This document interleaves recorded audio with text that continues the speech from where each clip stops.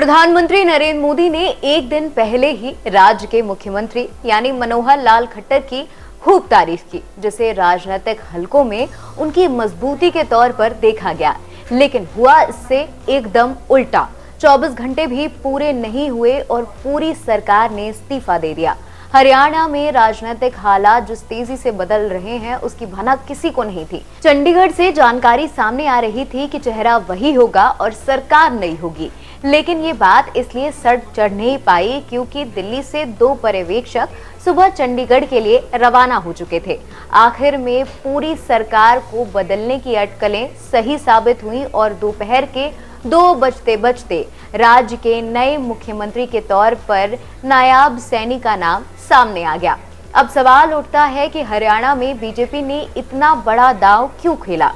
नेतृत्व परिवर्तन के लिए वैसे तो किसान आंदोलन से लेकर कई कारण गिनाए जा रहे हैं, लेकिन सूत्र बताते हैं कि बीजेपी के साथ राज्य में सरकार बनाने के बाद जेजेपी लगातार अपने संगठन का विस्तार कर रही थी। पिछले कुछ महीने में जेजेपी ने अपनी गतिविधियों को और तेज कर दिया था।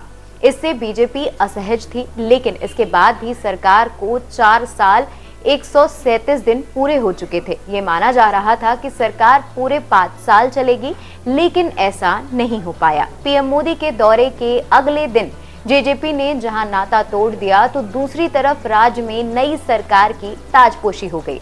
अब सवाल खड़ा होता है कि क्या जेजेपी और बीजेपी में किसी चीज को लेकर बात बिगड़ी थी कि इतना बड़ा खेल हो गया। सूत्रों की माने तो जेजेपी ने राज्य में 2 सीटों की मांग की थी।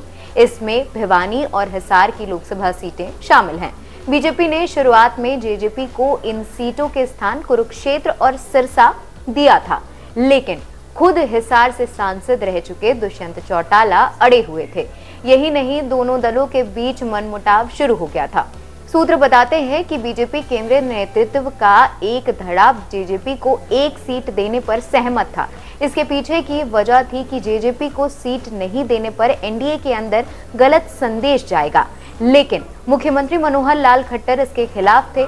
ये किसी भी कीमत पर हिसार और भिवानी की सीट देने के पक्ष में नहीं थे, जिससे जेजेपी का गुस्सा बढ़ा और सरकार छोड़ने की पहल उधर से की गई।